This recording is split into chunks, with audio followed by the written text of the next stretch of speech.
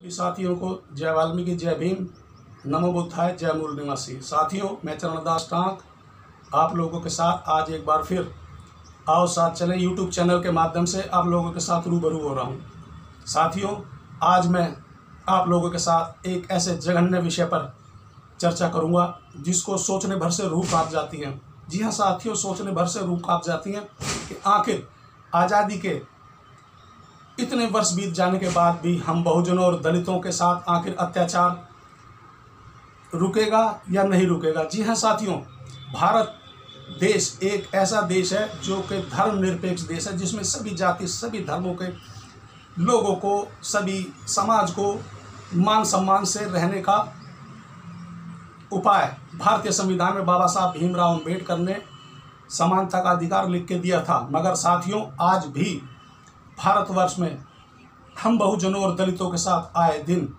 जी हाँ साथियों, आए दिन अन्य जघन्य अपराध सुनने और देखने को मिलते हैं। जी हाँ साथियों, चलिए बात करते हैं। जैसे कि अभी सोशल मीडिया द्वारा पता लगा है कि थाना बिलारी गांव बहादुरपुर में कंचन वाल्मीकि के साथ कुछ रूढ़िवादी अगड़ी जाति के लोगों ने बलात्कार किया और फिर उसकी हत्या कर दी। जी हाँ साथियों, उसके साथ कंचन वाल्मीकि के साथ बलात्कार किया, सामूहिक बलात्कार, और फिर उसकी हत्या कर दी गई। और साथियों, ये आज एक हफ्ता बीत जाने के बाद भी उन लोगों के ऊपर कोई कार्रवाई, जैसे कि कोई रिपोर्ट, कोई दबिश या उनकी कोई ढूंढ पड़ताल की गई हो। जी हाँ साथियों, आज एक हफ्ता बीत जाने के बाद भी उनके ऊपर कोई कार्रवाई नहीं हुई है, उनके ऊपर FIR तक दर्ज नहीं हुई है। साथियों, मैं किसी राजनीतिक दल, वो केंद्र सरकार का हो, कोई राज्य सरकार का हो, मेरा किसी राजनीतिक दल से कोई लेना देना नहीं। मगर साथियों, मैं बहुजनों और दलितों के ऊपर होने वाले अत्याचार के ऊपर जरूर आवाज़ उठाना चाहूँगा। साथियों, क्या आज एक हफ्ता बीत जाने के बाद भी उनके ऊपर कोई FIR दर्ज नहीं की गई, उनके ऊपर कोई दबिश नहीं बनाई गई?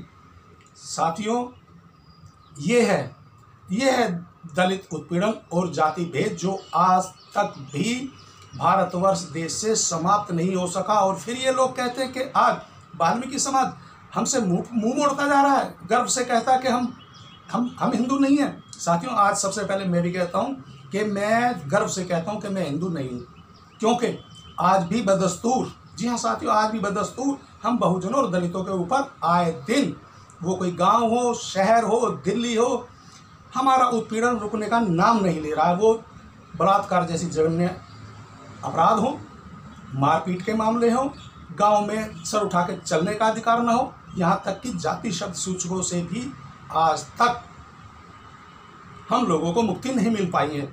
तो फिर हम हिंदू कैसे? जी हाँ साथियों, हम हिंदू कैसे? ये लोग कहते हैं कि हम लोग वो यूट्यूब के जरिए छोटी छोटी वीडियो बनाकर देश में भाईचारे को ख़त्म कर रहे हैं। नहीं साथियों, भाईचारे को तो ये लोग आज तक बनने ही नहीं देना चाहते हैं और ना ही बनाना चाहते हैं। अब साथियों, चलिए बात करते हैं।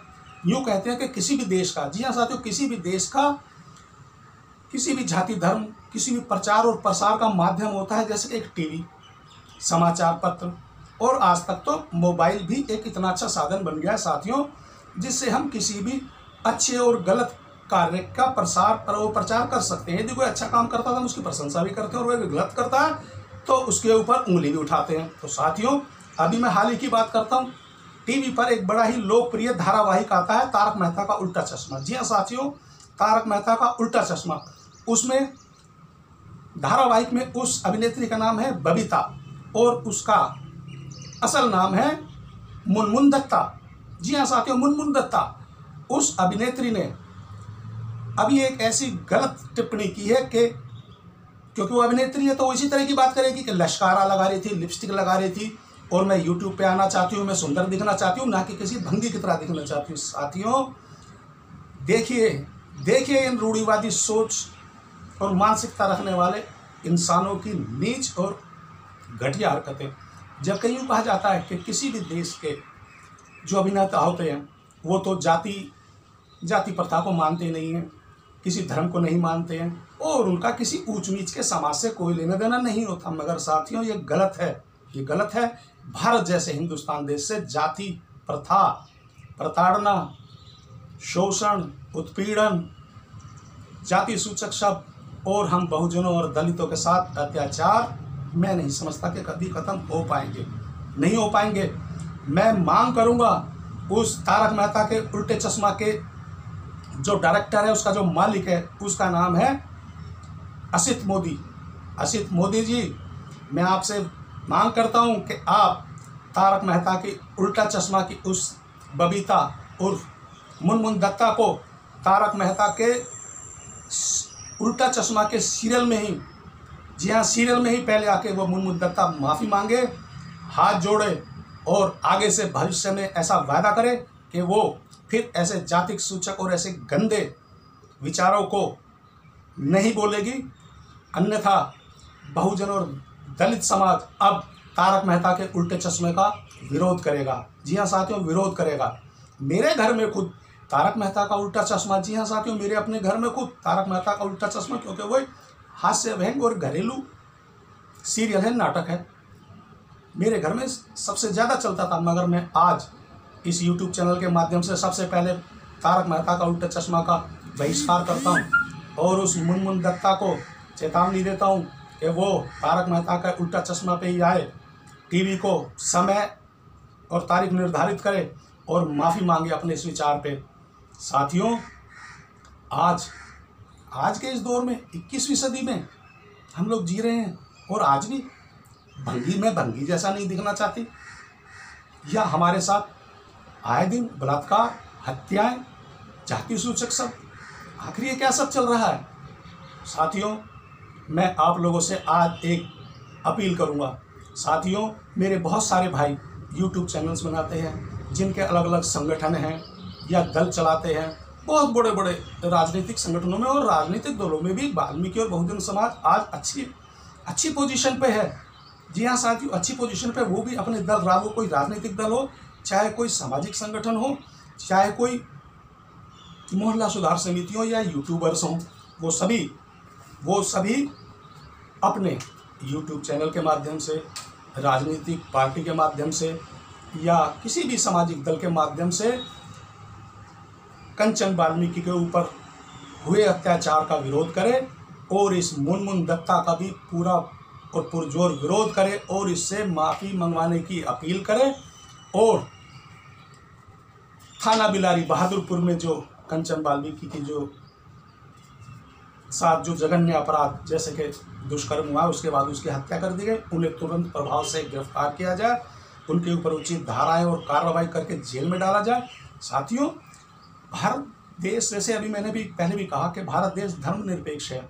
यहाँ पर बाबा साहब भीमराव अंबेडकर जी एक ऐसा संविधान लिख के देके गए जिसमें सभी जाति, सभी धर्मों के लिए उचित न्याय व्यवस्था, समानता का अधिकार देके गए। तो आज भी हम बहुजनों और दलितों को आखिर वो समानता और सर उठा के जीने का अधिकार आखिर कब मिलेगा?